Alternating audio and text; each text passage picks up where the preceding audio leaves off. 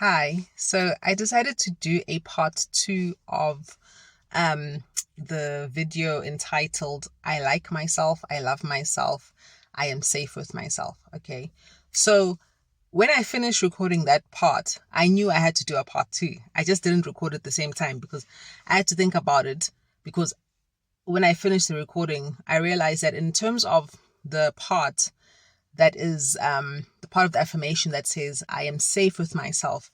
I really thought there was more to elucidate on that. Okay. And then also just wanted to clarify, my whole mission is to contribute to the formation of a culture of truth and love, okay, on planet Earth and in our own inner selves. And so when I talk about witches, you must understand that I'm talking about spiritual scientists and practitioners who are dedicated to truth and love, right? We talk about white witch, white magic, black magic. I've talked about using the right words for things like light and dark. We use these words like white, black, light, dark to connote something. But the problem is that the culture knows that these words have a certain connotation. So people know that even if they can just simply cloak themselves in these words and their connotations, that they can get away with a whole lot of nonsense, right? So I'm all about using the right words, okay? Witches or spiritual scientists and practitioners who are of the truth and who are of love. That is who I am referring to. I'm not referring to those who are lacking compassion, who are wanting to undermine people's free will. Because one of the major things about free will is that we all have it. It's a law of the universe. And if you are someone who is of the truth, it doesn't just mean you have to acknowledge the truth of people's free will, you have to act on it as well. And if you're someone of love, you will know that if you have compassion and love, you cannot undermine people's free will. Okay. So I just need to clarify that. Right. So, in terms of I am safe with myself, I was watching a video, and I'm very interested in Carl Jung's psychoanalysis. Okay. So I was watching a video. The channel's name is The Psychoanalysis. And the title of the video is The Emotional Neglect You Thought Was Normal Changed Your Entire Personality. Okay. And then the thing that I picked up from this video, which really resonated with this affirmation, I am safe with myself, right, is the psyche cannot be healed through endless adaptation to injury. Okay.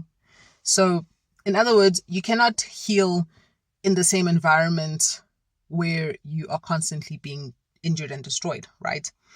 For me, what's very important to understand in my own experience and what I'm going through in my own healing and journey of self-actualization and individuation and everything is that inside your head is the place where this constant injury happens, okay?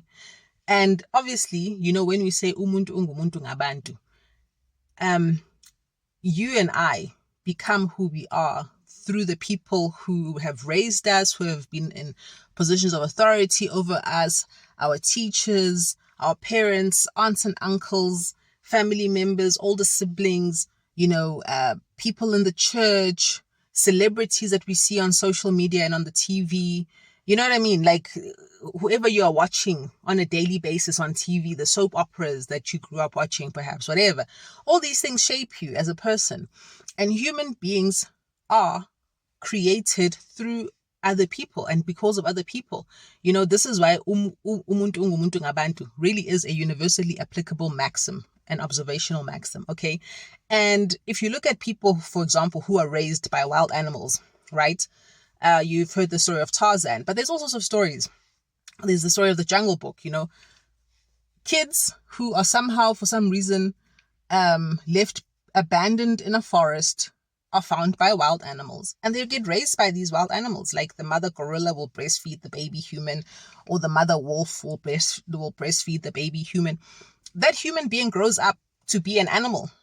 They live like those animals. They run on all fours. They eat raw flesh. They jump and climb on trees. And people have been found in real life like this, and they are animals. So we are formed by the people in our environment. And so what is in your mind, the things that create the infrastructure of your subconscious, which fuels and motivates your reactions, okay, and your worldview and your behavior. These things come from other people. Now, if you are unfortunate enough to be in a culture like most of us are in this world that tells you that fitting in is the most important thing, then, whatever you're fitting into is obviously going to determine your quality of life.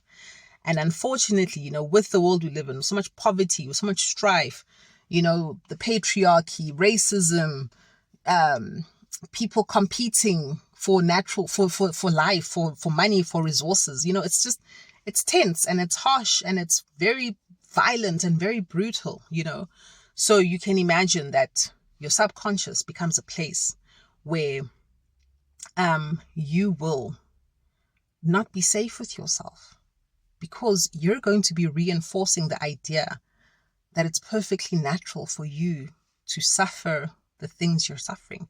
It's perfectly natural, for example, to stay in an abusive relationship because maybe your mother was abused and your father was an abuser, and you learn that a man who's jealous of his wife and hits her for looking at another man is a man who truly loves his wife, right?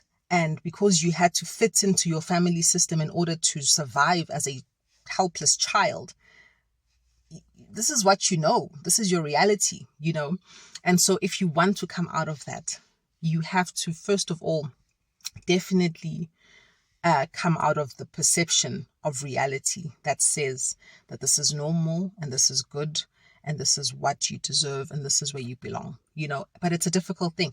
And a lot of the stuff is very difficult. And the way you can tell it's difficult is because there's so many self-help people and life coaches and gurus who are making you believe that it's somehow easy. It's the same thing as like trying to lose weight. People will make you believe that, oh no, you can lose weight without dieting, without exercising, just pop this pill. And it's like, what are going to be the consequences of this pill on my body? There's people who have gone into cardiac arrest from diet pills. Okay. So it's the same thing. If you want to take shortcuts and make quick fixes of dealing with the emotional issues that keep you shackled to a life that you don't want and that you don't feel that you deserve, it's a process. It's a process, and it's a difficult process, because when you have to look within yourself at the mistakes you've made, at the things that you regret, at the things that you've lost, at the life you wish you could have had if you had had an environment that was supportive of your dreams. These things are painful. You know what I'm saying? And but they have to be done. And so being safe with yourself is extremely important, because it's only when you're safe with yourself that you can actually have the compassion for yourself to actually dig through these things and work through them. Because don't we know that in many of these environments, when you were vulnerable, when you cried, when you grieved, you were told just to be strong. You were told to get over it. You were told to move on, and stop being so sensitive. Stop letting people upset you. And it's like, how do you switch off that part of your humanity that is hurt by these things? You know what I'm saying? So it's very important to be safe with yourself. And in here, that voice that tells you to stop crying, that voice that tells you that you need to be strong, that voice that tells you that it's weak for you to express and to feel and to need to be in your bed so that you can feel that nurturing warmth of your blankets, you need to shut it out. You need to let it go. Exit, evacuate, evict. You know what I'm saying? And I just think that this is something, that it's a personal process. So like I said in the first part, I encourage you, like, if you're using affirmations, to really personalize them to yourself.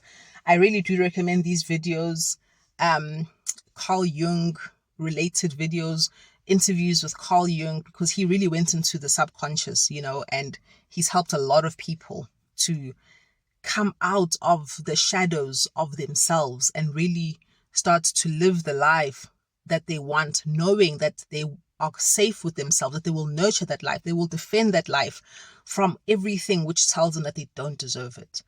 And thank you for listening. I really hope this helped.